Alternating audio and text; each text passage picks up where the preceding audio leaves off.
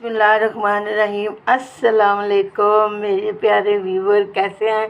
ख़ास करके मेरी वो बेटियां जो मेरी तरह घर और घरदारी सीखना चाहती हैं और अपने घर को सजाना बनाना चाहती हैं। तो पिछले दिनों में मेरे बच्चों ने ये कपड़े सिलवाए थे। मेरी बेटी ने सूट सिलवाया था जामावार का, तो ये थोड़ा सा पीस बात किया तो मैंने इसका जो है ना रोटियों वाला रुमाल बना दिया, ठीक है। और फिर मेरे बेटे ने सूट सिलवाया तो ये मैंने फिर उसका रोटियों वाला रुमाल बना लिया माशाल्लाह। ये फिर मेरे मियाँ साहब ने कपड़े सिलवाए तो उनके उन कपड़ों से ये जो पीस बचे तो ये मैंने फिर ये बना लिया। और इस तरह करके मैंने 8-10 जो है ना रुमाल बना लिए हैं। तो ये बड़े खूबसूरत बने हैं। अगर आपको अच्छे लगे हैं तो शेयर करें, लाइक करें।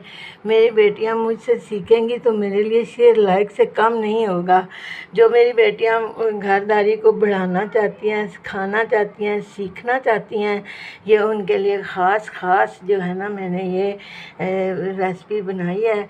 और मुझे उम्मीद है कि मेरी बच्चियां ज़रूर सीखेंगी। घर की कोई चीज़ ज़ाया नहीं करनी चाहिए, क्योंकि घर की रिज़्क़ वाली चीज़ें होती हैं। अब हमने इसमें रिज़्क़ डालना है तो अल्लाह ताला भी खुश होंगे कि इतने प्यारे रुमाल में इतनी प्यारी रोटियां डाल रही हैं, तो इसको रिज़्क़ और दें।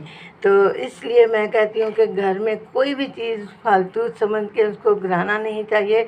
यहाँ तक कि कोई शापर भी नहीं गिराना चाहिए।